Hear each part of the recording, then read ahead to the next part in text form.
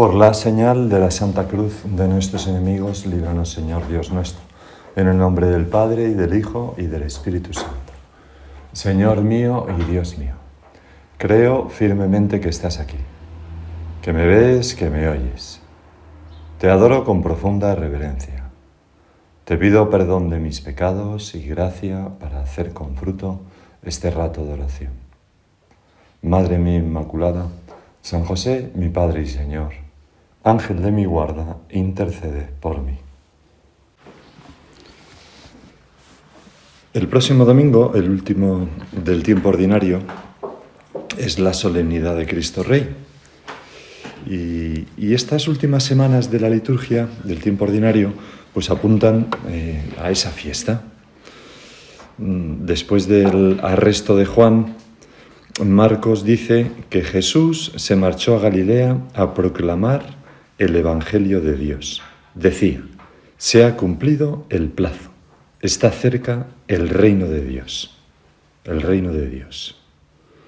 Y el Papa Benedicto XVI dice una cosa muy interesante, y es que explica que aunque frecuentemente se traduce evangelio como la buena nueva, en realidad esa palabra evangelio significaba, en los tiempos de nuestro Señor, más bien una proclama del emperador.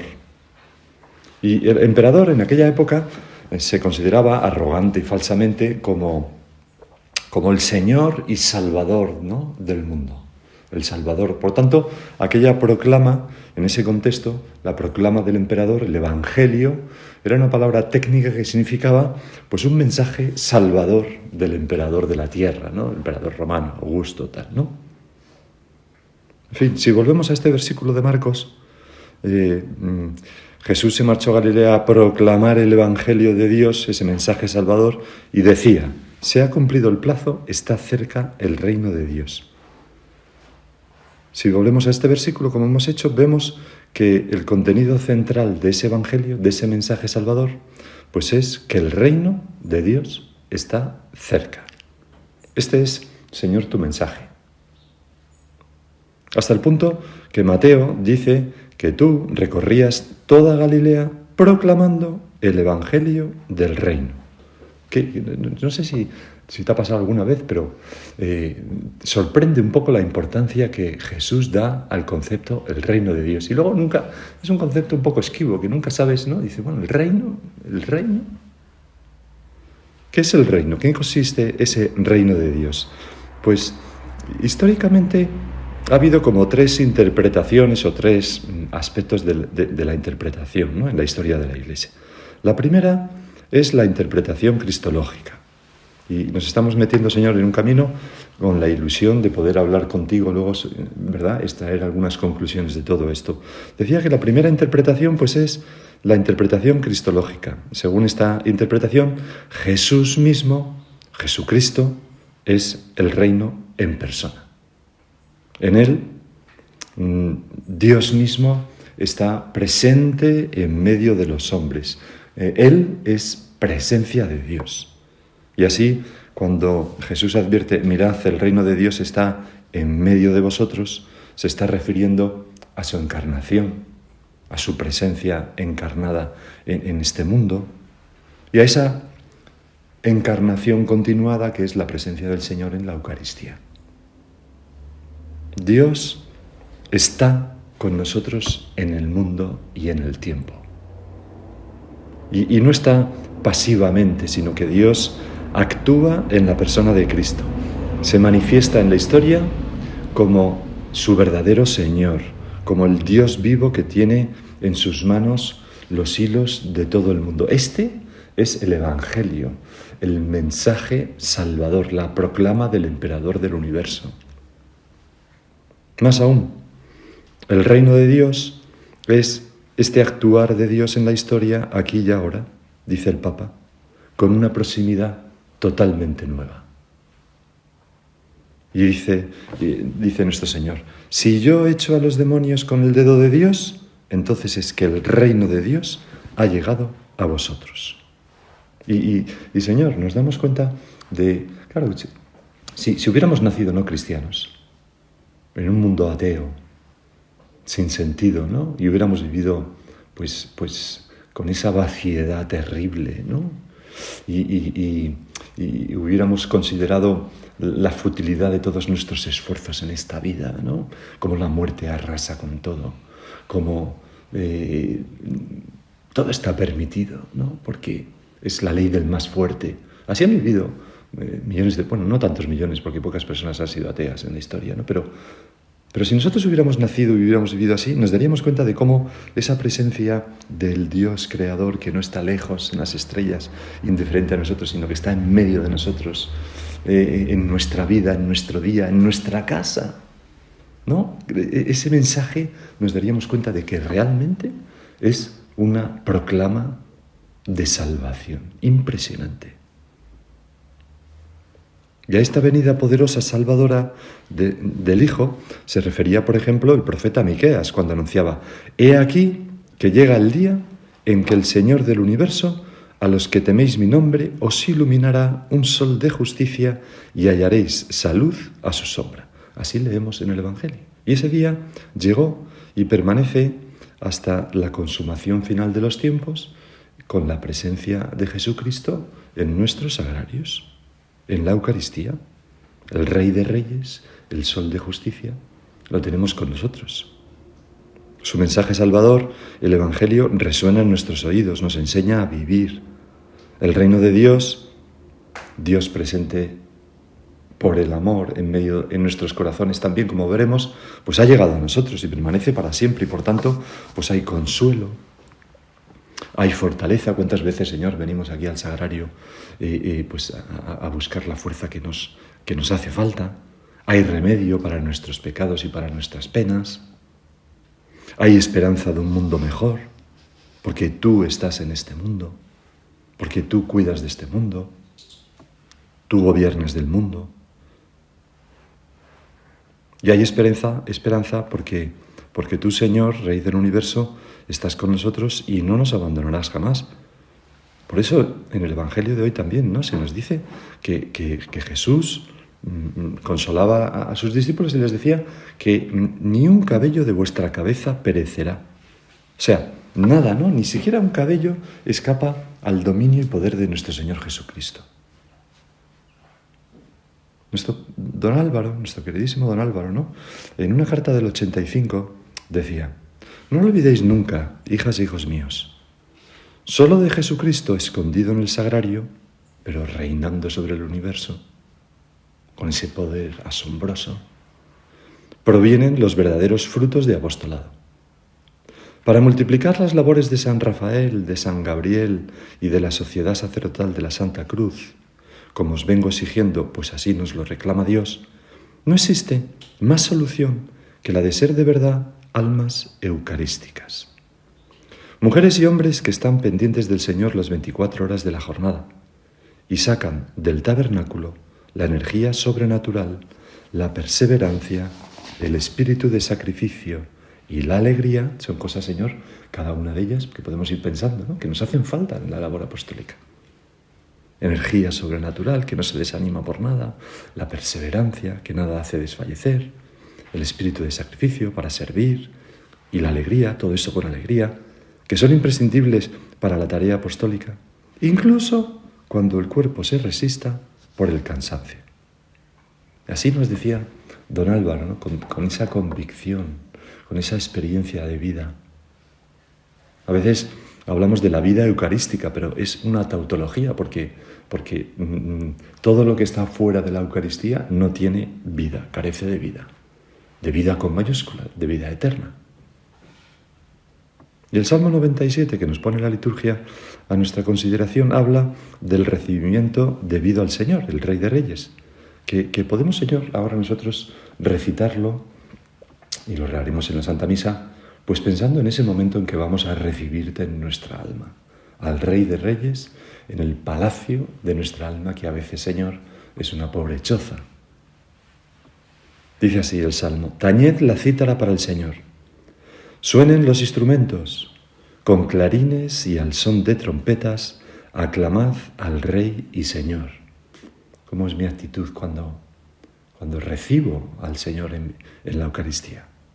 retumbe el mar y cuanto contiene, la tierra y cuantos la habitan, o sea, mi corazón y todos mis pensamientos, ¿no? Y todos mis afectos. Aplaudan los ríos, aclamen los montes, al Señor que llega para regir la tierra. Regirá el orbe con justicia y los pueblos con rectitud. El Señor llega para regir los pueblos con rectitud, para regir la tierra de nuestros corazones. Porque el Señor llega para regir los pueblos, pero también el corazón de cada una de las personas que habitan este mundo. El nuestro también. Y así entramos en la segunda interpretación del reino de Dios que se ha dado a lo largo de la historia en la Iglesia, que es la interpretación mística. Muy importante también. Y se apoya esta interpretación pues en las mismas palabras de Jesús. Mirad, el reino de Dios está en medio de vosotros. A veces, Señor, estas palabras se traducen regnum Dei intra vos est. El reino de Dios está dentro de vosotros. Y nos habla de esa presencia en nuestro interior por la gracia de Dios, pero también por el amor, ¿verdad? Del mismo Cristo, que es el reino, de la persona de Cristo en nosotros.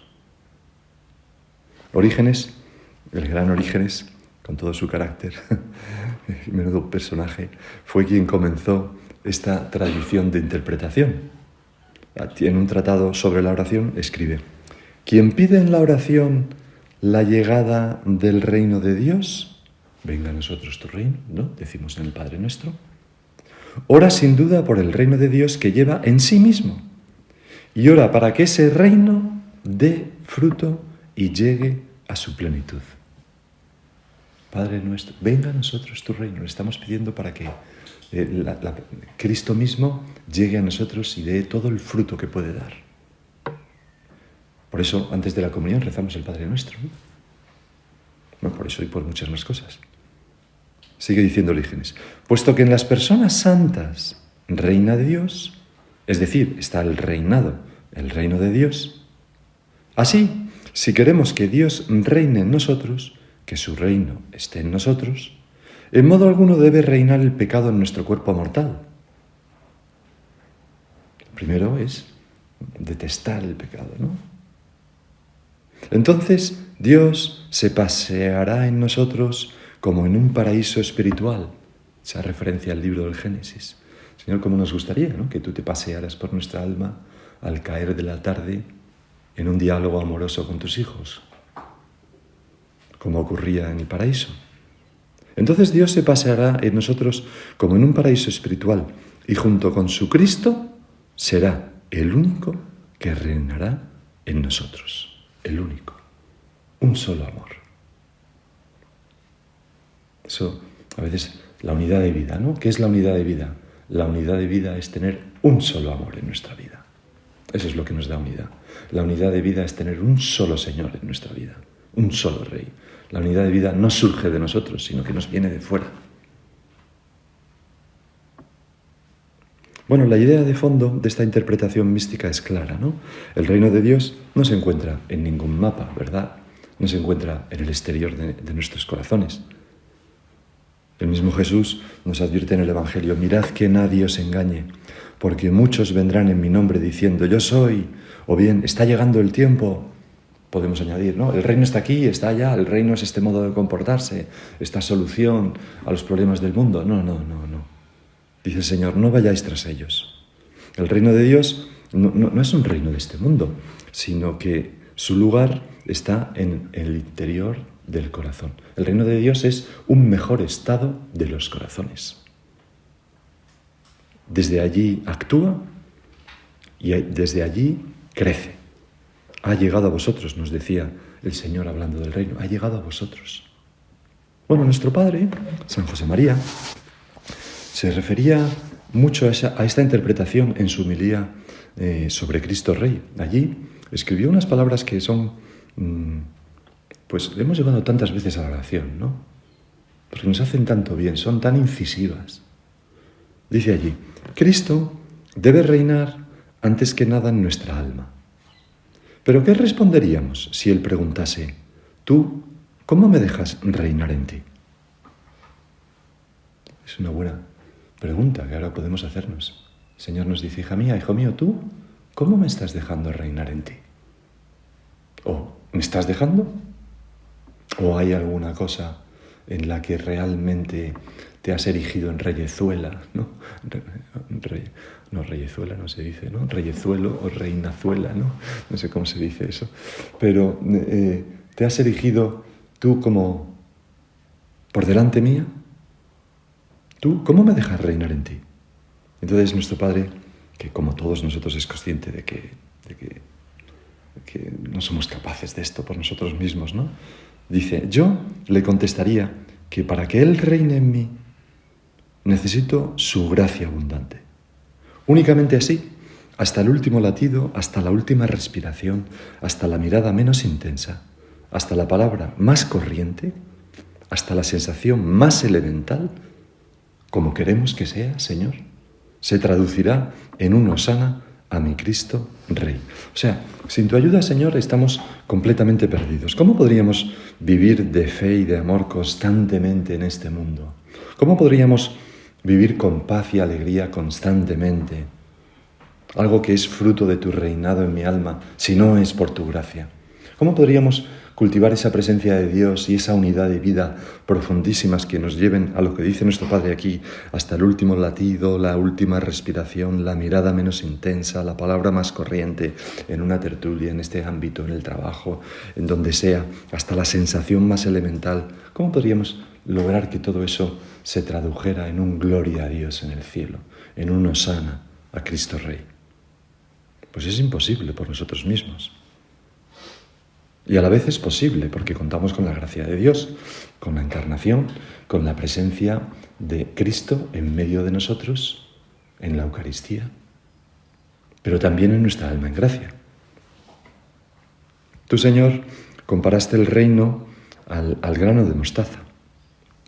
Esa pequeña semilla que tal y de repente va creciendo y se convierte poco a poco en un árbol frondoso, o la levadura que se pone en toda la masa y imperceptiblemente a lo largo de la noche va levantando ese pan.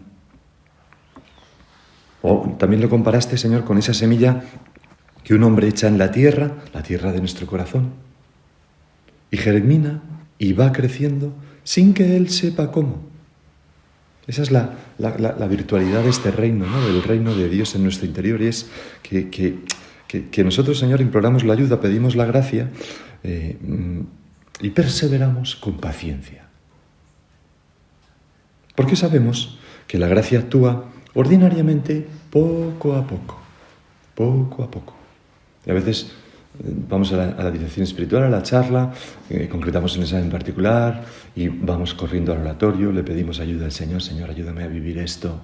Y luego esa semana transcurre pues con un avance pequeñito, casi diría yo que imperceptible en ese examen particular, y volvemos a la carga y con paciencia, pero pasa medio año y decimos, hombre, pues sí, parece que... El reino crece poco a poco, con ayuda de la gracia. Pero también dice el Señor que el reino de los cielos sufre violencia y los violentos, o los esforzados podríamos traducir, pretenden apoderarse de él. Y por eso el reino también requiere de nuestro esfuerzo, un esfuerzo por purificar nuestro corazón. Esas palabras que hemos leído de nuestro Padre, ¿no? Para que solo Cristo reine ahí, en nuestros afectos, en nuestras sensaciones. Para que nuestro corazón solo tenga amor. Nada de rencor, nada de envidia, nada de impureza, nada de apego egoísta al yo, Señor, nada de complicación interior por la soberbia. O sea, al final, ese hacerse violencia es como desprenderse, dejar de lado todas esas cosas que intentan como apoderarse del reinado que tiene que haber en nuestro corazón. Y como no somos perfectos, pues lo hacemos con mucha contrición y humildad para comenzar y recomenzar una y mil veces. Y todo esto pues es abrir el corazón a la gracia. Así se logra pues abrir las puertas del corazón a este Rey que llega a nuestro interior. ¿Qué es lo que hizo, por otra parte, el buen ladrón? El buen ladrón, en ese momento supremo de su vida, le dice al Señor Jesús: acuérdate de mí cuando llegues a tu reino. Le abre el corazón por la contrición. Y el Señor dice: te aseguro que hoy mismo estarás conmigo en mi reino, en el paraíso, le dice. Por eso, nuestro Padre, en aquella homilía de Cristo Rey memorable, ¿no?, que nos va a ayudar tanto en esta meditación y en las siguientes, decía: si pretendemos que Cristo reine, hemos de ser coherentes. Comenzar por entregarle nuestro corazón. Ahora se lo decimos al Señor: Señor, hace muchos años que te entregamos nuestro corazón y lo volvemos a poner en tus manos. Un poco pegajoso, un poco necrosado en algunas partes, ¿no? Pero con la esperanza de que tú lo puedes convertir en un corazón joven, ¿no? Comenzar por entregarle nuestro corazón. Si no lo hiciésemos, hablar del reinado de Cristo sería vocerío sin sustancia cristiana, manifestación exterior de una fe que no existiría, utilización fraudulenta del nombre de Dios para las componendas humanas. Y es que el Señor, a nosotros que nos hemos entregado a Él, tiene derecho a reinar de una manera plena en nuestros corazones. Nosotros, Señor, ya no nos queremos pertenecer a nosotros mismos. No queremos tener otra voluntad que la de amarte y servirte, a ti y por ti a todas las almas. Y eso se manifiesta pues en que este rencorcillo, en que esta envidieja, en que esto no tiene sentido en nuestra vida. Ya, pero me pasa. Bueno, para eso está la contrición y el recomenzar una y otra vez sin cansarnos. Nosotros, Señor, no podemos ni queremos chalanear con el amor, aquella expresión que alguna vez, ¿no?, creo que nuestro Padre la usó, ¿no? No estoy seguro, pero sí, creo que sí. Chalanear, ¿no? ¿Sabéis? Una chalana es una barca, ¿no?, de remos pequeñita, ¿no?, que uno va y moviéndose de un sitio a otro en el puerto para llegar al barco grande, ¿no?, que está fondeado un poco más allá, tal, chalanear. Vale la pena jugarse todo por conseguir el reino de Dios, porque, como también nos dijo el Señor, ese reino, Señor, ese reinado tuyo en mis corazones, seguimos con esa segunda interpretación, ¿verdad? Porque la primera, pues ya está conseguido, el Señor está en medio de nosotros, está aquí, en este sagrario, ¿no? Vendrá dentro de mí, dentro de unos momentos. Pero nosotros, para conseguir esa presencia en nuestros corazones más plena, pues vale jugarse todo, porque es la perla preciosa que el mercader experto en perlas descubre y va y vende todo lo demás para comprar aquello. No se queda con nada. O es también, como nos dijo el Señor, el tesoro escondido en el campo que uno, lleno de alegría, vende todo lo que tiene. La presencia de Dios en nuestro corazón, el reinado en todas nuestras potencias, el ser totalmente de Jesús es lo que más alegría da en la vida. Aquello por lo que merece perderlo todo. Hasta la salud, la fama, no sé, ¿no? Cualquier cosa.